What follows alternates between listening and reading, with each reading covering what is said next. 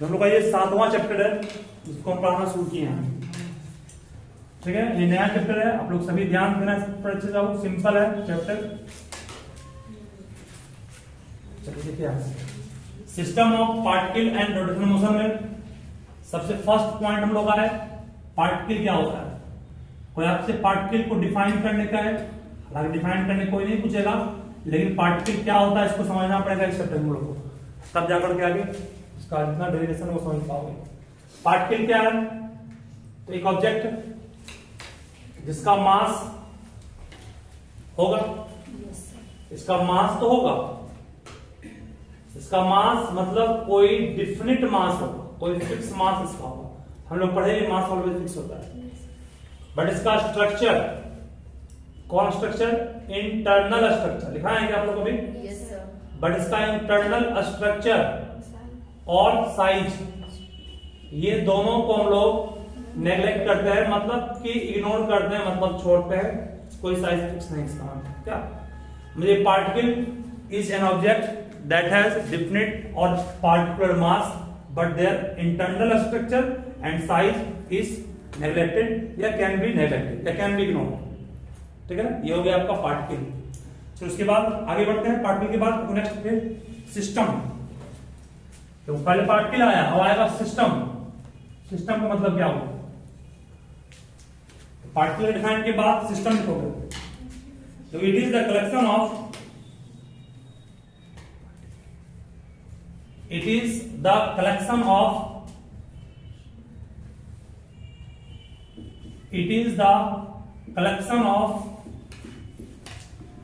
large number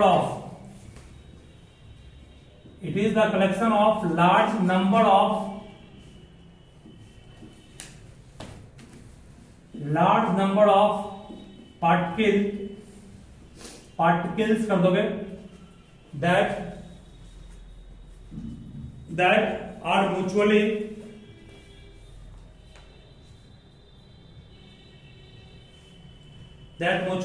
interact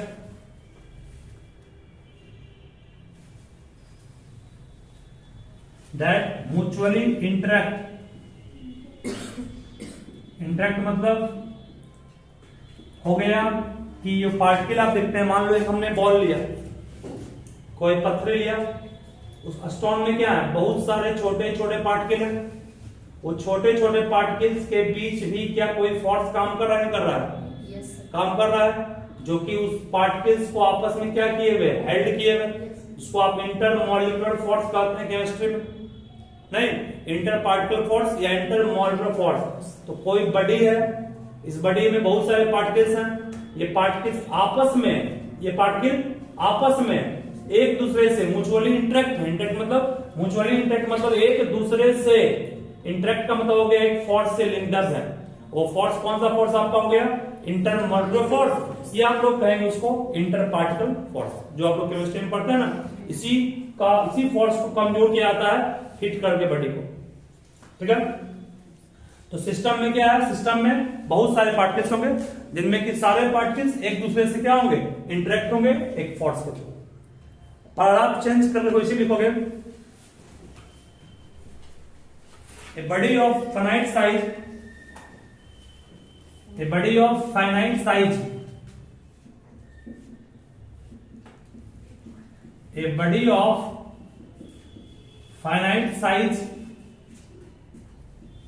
can be regarded as system because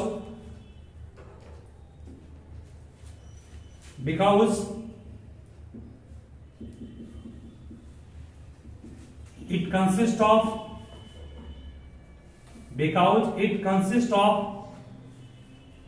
particles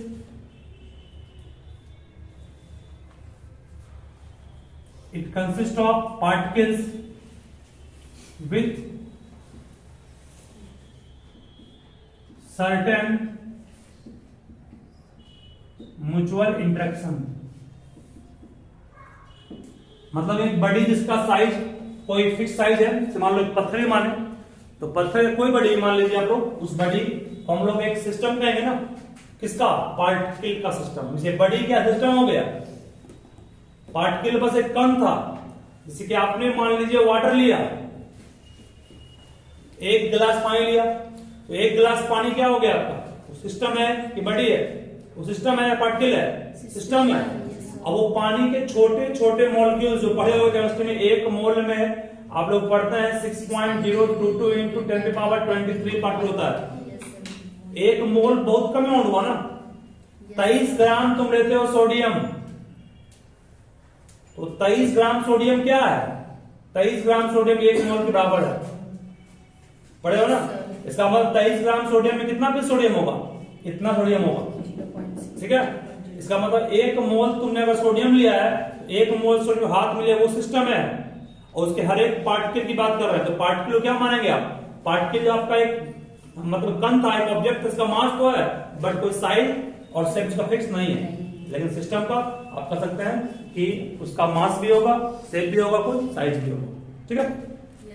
समझ आ गया, ये system की बात की। उसके बाद वो पढ़ना हम लोग मेन, इसी में एक इंटरनल फोर्स होता है, एक एक्सटर्नल फोर्स होता है। दोनों में क्या अंतर है, दोनों क्या काउज करेगा। चलिए लिखो नेक्स्ट टॉपिक में इंटरनल फोर्स। इंटरनल फोर्स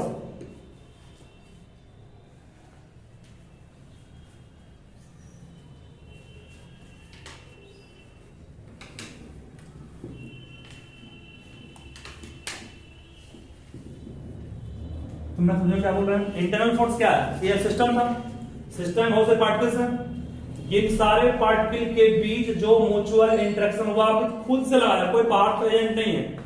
मतलब ये पार्टिकल एक दूसरे को हेल्ड किया हुआ है आपस में, ये पार्टिकल एक दूसरे को जिस फोर्स से हेल्ड किया हुआ है, पकड़े हुए है, तो क्या आपस में बांधे हुए अपने आप को है, उसी फोर्स को इंटरनल फोर्स कहते हैं। मतलब internal force is a force that causes due to the mutual interaction of particles of a system, ठीक है। तो यहां पर the force causes due to the force causes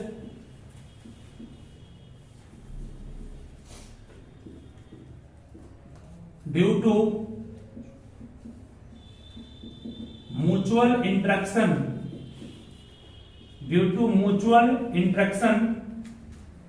of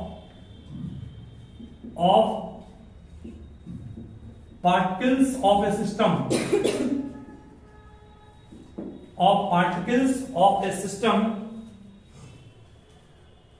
is called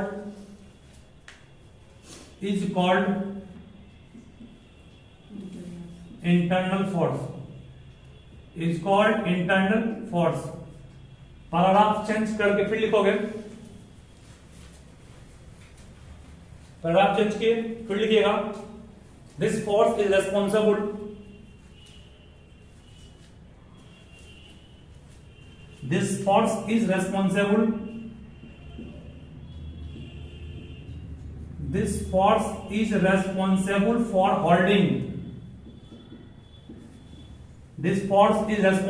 for holding particles of system to make it single object. सही है, मतलब एक object एक सिंगल ऑब्जेक्ट रहे, सिंगल ऑब्जेक्ट को बनाने के लिए उन सारे पार्टिकल को बांधे रखता है कौन, ये इंटरनल फोर्स,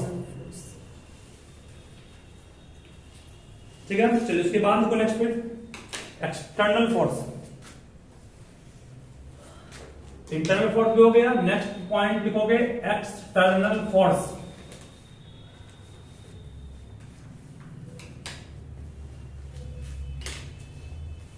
लिखोगे यहां पर the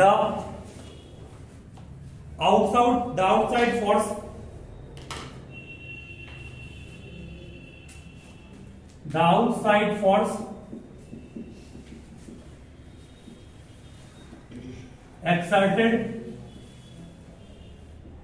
exerted on system The outside force exerted on system by external agency. By external agency. The outside force exerted on system by external agency. का मतलब क्या हुआ? देखिए एक्सटर्नल एजेंसी का मतलब मान लो कि इस पत्थर को मुक्त प्रवाह नाम को है, या तो इस पर हम लगाएंगे फोर्स, या कोई ट्रक लगाएगा, या कोई इंजन, या कोई बुलडोजर मान लो, मतलब कोई बाहर का एजेंसी उस पर ला करके लगाया फोर्स, और तो बॉडी को मूव किया, बॉडी को मोशन लाया, बॉडी को एक्सेलरेट किया, बॉडी के वेलोसिटी को चेंज किया, तो उस फोर्स को क्या कहेंगे? External force. ठीक है, तो वो बाहरी एजेंसी, चाहे वो इंजन हो जाए, बुलडोजर हो जाए, कोई ट्रक, कोई आदमी हो जाए, वो मिल करके इस पूरे सिस्टम के वेलोसिटी को चेंज कर दिया, तो उस बाहर वाले एजेंसी को हम लोग क्या करते हैं? External force.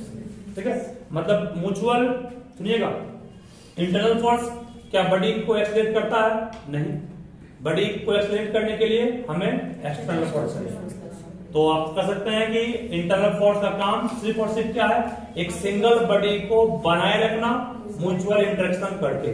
ठीक है, और एक्सटर्नल फोर्स का काम होगा बॉडी को एक्सटर्नली एक्सेलरेट करना, उसके मोशन को चेंज करना, उसके डिस्प्ले पोजीशन को चेंज करना, उसके वेलोसिटी को चेंज करना, मींस उसको एक्सेलरेट करना। ठीक है, ये काम एक्सटर्नल एजेंसी का होगा, जिसको हम लोग एक्सटर्नल फोर्स कहेंगे। तो यहां तक कोई दिक्कत किसी को नहीं है, इसको ध्यान रखो यहां से। चलो आगे, अब नेक्स्ट टॉपिक बनाओगे centre of mass and centre of gravity.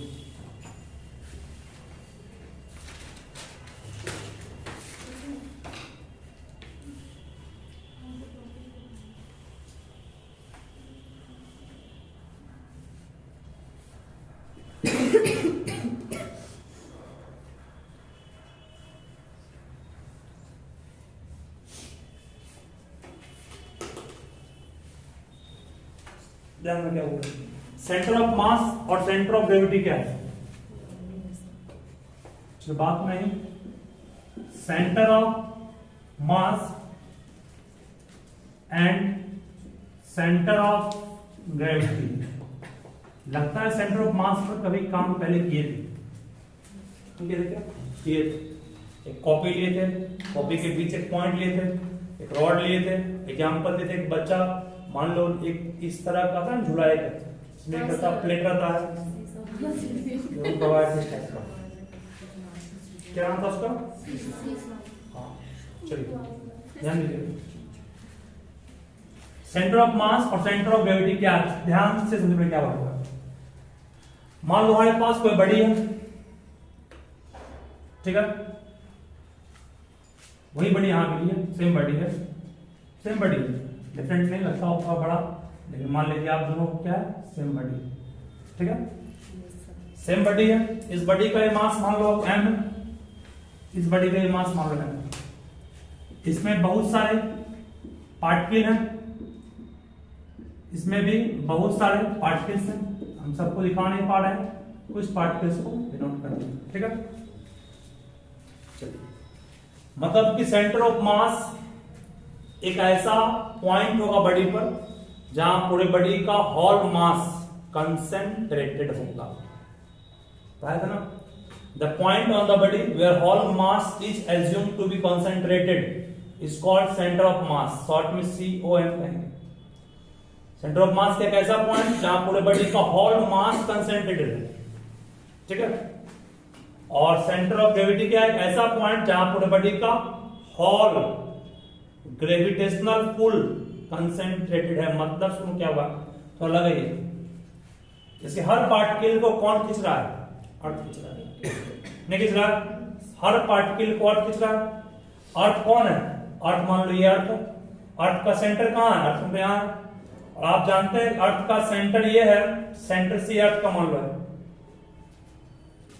हमेशा फोर्स जो लगता है ग्रेविटेशनल फोर्स, वो सेंटर के अलावा काम करता है, सेंटर के अलावा काम किया, ये भी काम किया अलाउंग सेंटर, ये भी काम किया अलाउंग सेंटर, सारा फोर्स सेंटर के अलाउंग काम किया, नहीं कर रहा है? तो आप ध्यान दो, ये सब वेक्टर है कि नहीं है? सब वेक्टर हो गया, मास स्केलर था और ये वेक्टर हो गया, इन सारे मतलब ये सारा फोर्स काम कर रहा है, मतलब ये क्या है, जिस फोर्स से इस पार्टिकल को अर्थ अपने सेंटर को खींचा वो क्या हो गया, इस पार्टिकल 1 मान रहे हैं, इसको वेट ऑफ फर्स्ट पार्टिकल कहेंगे, इसको पार्टिकल 2 मान रहे हैं तो weight of second particle, weight of third particle, इस तरह weight of fourth particle, weight of fifth particle, इस तरह बहुत सारे पार्टिकल्स हैं। सभी पार्टिकल्स के वेट का जो रिजल्टेंट होगा, रिजल्टेंट बोल रहे हैं क्योंकि वेट वेक्टर है, वेक्टर का सम करने के वेक्टर सम करना पड़ेगा, और वेक्टर सम करके जो कुछ मिलेगा वो उसका रिजल्टेंट होगा। एक आपको सिंगल ऐसा पॉइंट मिलेगा, मतलब ये सारा वेक्टर है, इन सारे वेक्टर का रिजल्टेंट कहीं एक दिशा में होगा ना, एक दिशा में मान लो इसका रिजल्टेंट काम किया, ये डार्क जो पॉइंट कर रहे हैं ये आपका मेन मान लेते हैं रिजल्टेंट है सारे वेट का, ठीक है। तो जिस पॉइंट पर इस सारे पार्टिकल्स के वेट का रिजल्टेंट काम किया इस बॉडी में, उसी पार्टिकल को, उसी पॉइंट को हम लोग सेंटर ऑफ ग्रेविटी कहेंगे, ठीक है। The point along which the resultant of all the weights, ठीक है, acts along the centre is called the centre of gravity. समझ गए ना। तो सेंटर ऑफ ग्रेविटी में हम लोग रिजल्टेंट क्यों बोले, क्योंकि वेट आपका एक वेक्टर था, और वेक्टर के लिए आप बहुत सारे वेक्टर्स यहाँ होंगे ना, सो मेनी वेक्टर्स, उन सारे वेक्टर्स को दिखना पॉसिबल नहीं है, और 2 रहता तो उसका रिजल्टेंट स्क्वायर रूट करके निकाल लेते हैं, बट यहाँ बहुत सारे वेक्टर्स हैं और सबका दिशा अलग है कि नहीं, इसका इधर है, इसका इधर है, सबका अलग होगा। मतलब कि हम कह सकते हैं कि सेंटर ऑफ ग्रेविटी के लिए तुमको सारे पार्टिकल्स का वेट का जो रिजल्टेंट होगा वो जिस दिशा में काम करेगा उसी लाइन के अलोंग सेंटर ऑफ ग्रेविटी होगा उस पार्टिकल का, उस बॉडी का, ठीक है। चलिए, तो सेंटर ऑफ मास देखो पहले क्या होता है, पहले फिगर ड्रॉ कीजिएगा अपने रफ लैंग्वेज में, इसको पॉज कर दो।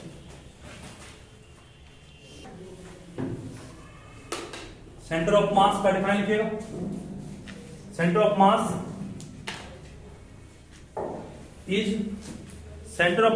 Is the point on a body, centre of mass is point on the body where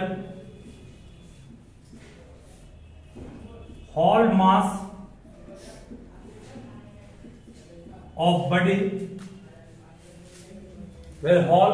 of body is assumed to be concentrated, मतलब वहां पर कंसंट्रेट होगा, जमा होगा, इकट्ठा होगा। जिस पॉइंट पर बॉडी का पूरा मास काम कर रहा है उसी को सेंटर ऑफ मास कहेंगे। और सेंटर ऑफ ग्रेविटी लिखोगे, सेंटर ऑफ ग्रेविटी का डिफाइन लिखोगे, it is a point eight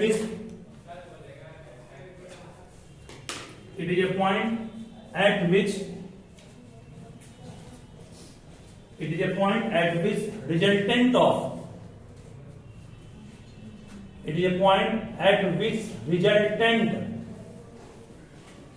resultant of all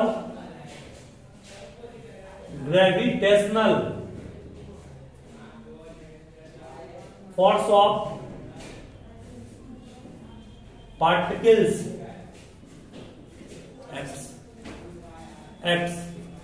act means लग रहा होगा, समझाई दिए आपको अच्छे से। मतलब सारे ग्रेविटेशनल फोर्स का रिजल्टेंट जो होगा वो हमें क्या देगा, सेंटर ऑफ ग्रेविटी, और जहां पर पूरे बॉडी का मास जमा होगा वो सेंटर ऑफ क्या देगा, मास। बहुत सबसे बेहतरीन जो सवाल यहां पर है उस पर गौर करना है। तो आपसे पूछेगा सेंटर ऑफ मास और सेंटर ऑफ ग्रेविटी क्या आपस में कोइंसाइड कर सकता है? तो दिमाग लगाओ क्या बोल रहे हैं। अगर बॉडी आपका छोटा है, बॉडी मतलब शॉर्ट रेंज है, मान लो ये अर्थ है, ध्यान दीजिए ये अर्थ है, और ये बॉडी आपका है शॉर्ट रेंज का बॉडी है, मतलब बहुत हाई ऊंचा नहीं है। इन सारे पार्टिकल का मास, ठीक है, इसका मास मान लेते हैं m1 है, इसका मास m2 है, इसका मास m3 है, ठीक है, सारे का मान m1 m2 m3, सबका वेट भी क्या होगा m2g m1g m3g, बेटो को सबका जी भी सेम रहेगा। वही मान लो हम इस अर्थ पर लेते माउंट एवरेस्ट को, माउंट एवरेस्ट लिए, माउंट एवरेस्ट पे बनाया पार्टिकल से, क्या इन सारे पार्टिकल का वेट यहां से होगा? नहीं होगा, क्योंकि आप जानते हैं जितना हाई एल्टीट्यूड पर जाते हैं जी का मान घटता है, that means G is not constant. जब जी कांस्टेंट नहीं तो क्या इसका जो वेट यहां पर है वही वेट ऊपर होगा? नहीं होगा, ठीक है। इसका मतलब क्या हुआ? इसका मतलब ये हुआ, एक बात और, आइए आप केमिस्ट्री पढ़, केमिस्ट्री में तुम सब पढ़े हो कि मान लो हम आयरन लिए हैं, आयरन लिए हैं, लोहा का रड लिए हैं, लोहा का रड बना है किससे? पार्टिकल बना है, वो पार्टिकल क्या है? एटम्स। एटम्स जो आपका है वो क्या आपस में आइडेंटिकल होगा कि नहीं? इन ऑल रेस्पेक्ट पढ़े हो, particles of the elements are identical, नहीं पढ़े हो? लोहे का रॉड लिए है ना, लोहे की रॉड में बहुत सारा आयरन का एटम है, तो सारा एटम आपस में क्या है? सेम है, साइज में भी, डायमीटर में भी, रेडियस में भी, केमिकल प्रॉपर्टीज में भी और इवन मास में भी, है कि नहीं? इसका मतलब जो भी ऑब्जेक्ट यहां होगा, और मान लो लोहा ही है, इस सारे पार्टिकल का मास सेम होगा, इसका मतलब सारा पार्टिकल सेम वे में ट्रीट करना है, सबका मास सेम ही है ना।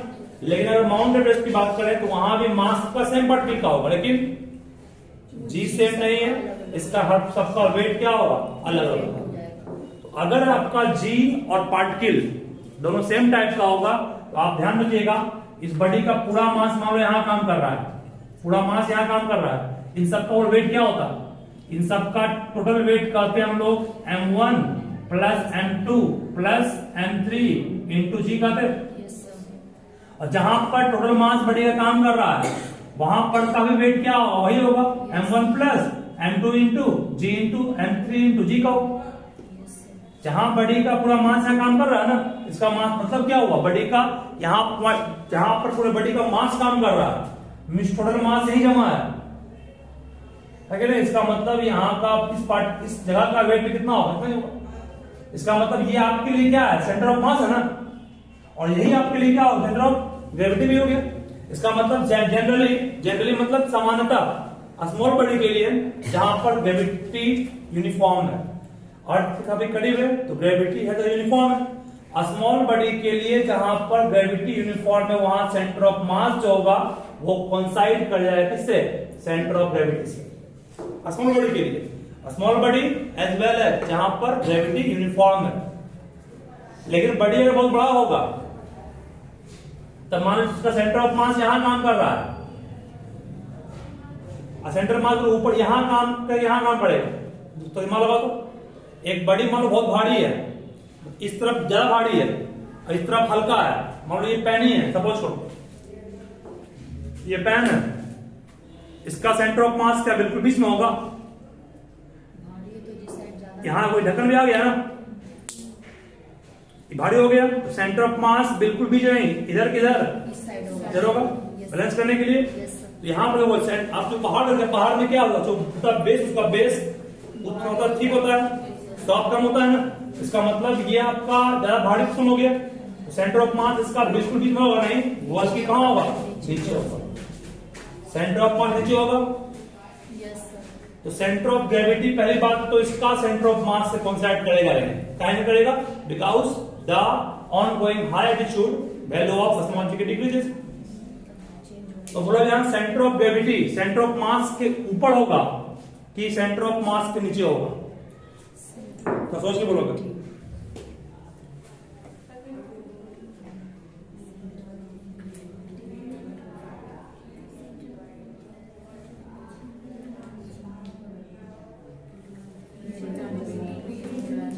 सेंटर ऑफ ग्रेविटी नीचे तक अपने ऊपर डेवलप करें, दिमाग लगा लो।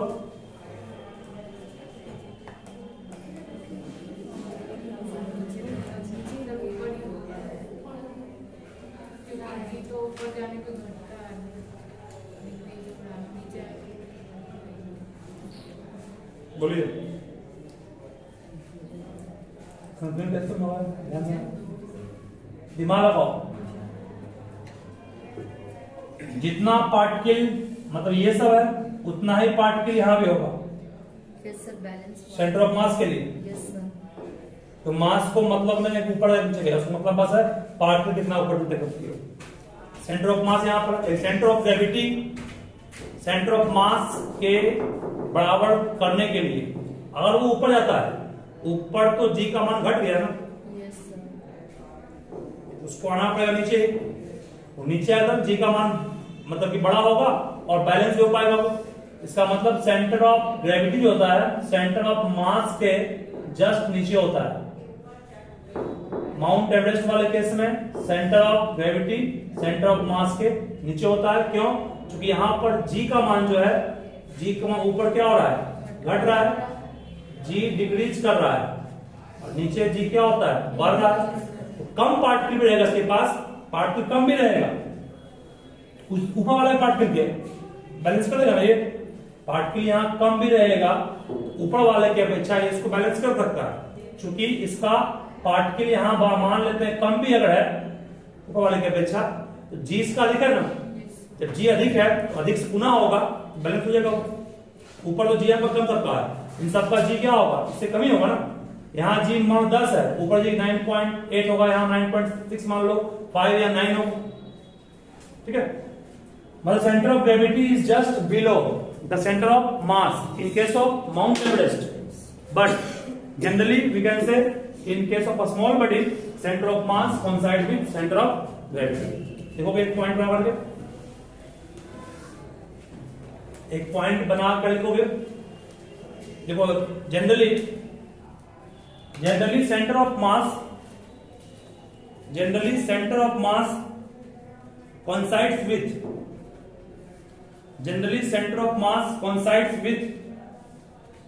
the center of gravity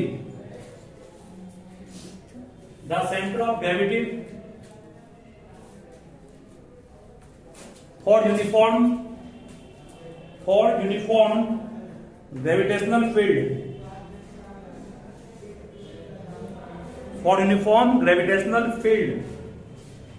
and a small object भी छोटा हो, ठीक है, ऑब्जेक्ट भी छोटा हो, ऑब्जेक्ट अगर बड़ा होगा तो जी क्या होगा, घटना शुरू हो जाएगा।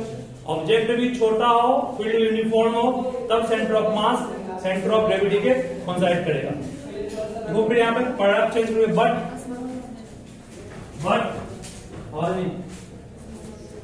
But centre of mass, but paragraph change कर लोगे, but centre of mass in case of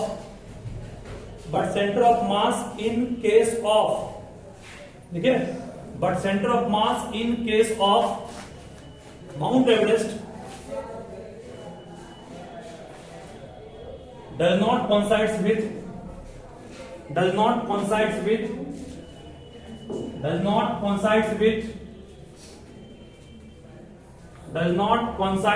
center of gravity because of change in attitudes। इसको बंद मतलब centre of mass centre of gravity coincide करेगा स्मॉल बॉडी यूनिफॉर्म फील्ड के लिए। लेकिन अगर बड़ा बॉडी होगा तो हाई एटीट्यूड पर क्या करते हम, बिकॉज करना पड़ेगा वहां पे, बिकॉज काट दो, क्योंकि हाई एटीट्यूड पर जी का मान क्या होगा, घटेगा ना। हाई एटीट्यूड जी का मान घटेगा तब centre of mass centre of gravity coincide नहीं करेगा, उस केस को लिखाने वाला है। देखो कि because of change in small G, because of change in small G, ठीक है, स्मॉल जी मीन्स ये हो गया at higher of the attitudes, at higher of the attitudes,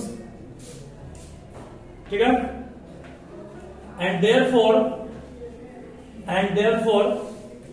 center of gravity, and therefore center of gravity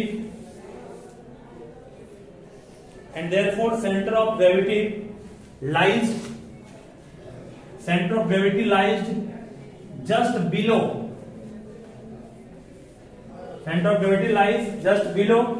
the center of mass,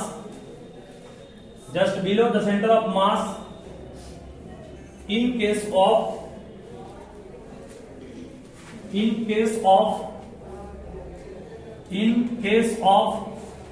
what? Mount Everest. In case of Mount Everest,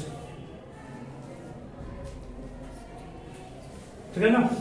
in case of Mount Everest, मतलब conclusion इसका सब लोग सीख गए कि इसका figure note कर लोगे माउंट एवरेस्ट का, ताकि रिकैप करने में दिक्कत नहीं हो, एग्जाम कहीं पढ़ोगे भी।